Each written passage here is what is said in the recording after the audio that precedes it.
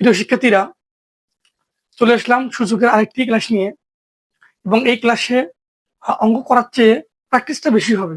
এবং তোমরা অবশ্যই আমাকে হেল্প করবা এবং কমেন্টে জানাবা যে অ্যান্সারটা রাইট আছে কিনা।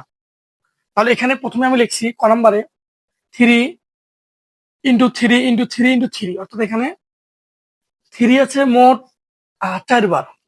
তাহলে এখানে এই ফিল ইন দ্য ব্ল্যাঙ্ক অর্থাৎ শূন্য স্থানে ভিত্তি হবে 3 এবং ওর উপরে সূচক বা ঘাত বা পাওয়ার এখানে 4।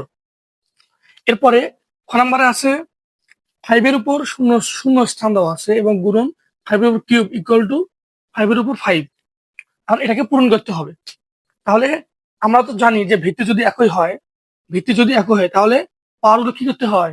পাওয়ারগুলো অবশ্যই গুণনের বেলায় পাওয়ারগুলো যোগ করতে হয়। তাহলে এখানে 2 যদি আমি লিখি তাহলে 3 এবং 2 এই যোগ করলে হবে 5।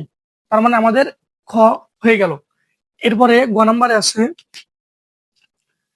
এর উপর স্কোয়ার ইন্টু এর উপর ফাঁকা, কিন্তু সমাধানে আবার আছে এ ইনভার্স 3। এখানে আছে এ ইনভার্স 3 রয়েছে। তাহলে এখন এখানে কি বসাবো? যেটা বসালে এখানে -3 মিল হবে। আচ্ছা, এখানে যদি আমি -1 বসাই, যদি আমি 1 বসাই তখন দেখি আমি কি আসে। এখানে যদি -1 যদি আবার বসাই তাহলে কি আসতেছে একটু দেখি। তাহলে এখানে এর উপর এ স্কোয়ার এসে +-1 দেবো। তাহলে এ দিলাম, 2 এর একে 3, প্লাস মাইনাস, তাহলে -3। তাহলে এটা মিলে যাচ্ছে। এরপরে ঘ নাম্বারটা, তাই এতগুলো আমি আর করবো না, আমি একটা আপনাদের জন্য রাখলাম। অবশ্যই এটা কমেন্টে জানাবো কি হবে অ্যান্সার। অর্থাৎ এখানে -5 এর উপর 0 আছে, যেমন এর আগের সূত্র ছিল a⁴ 0 = 1।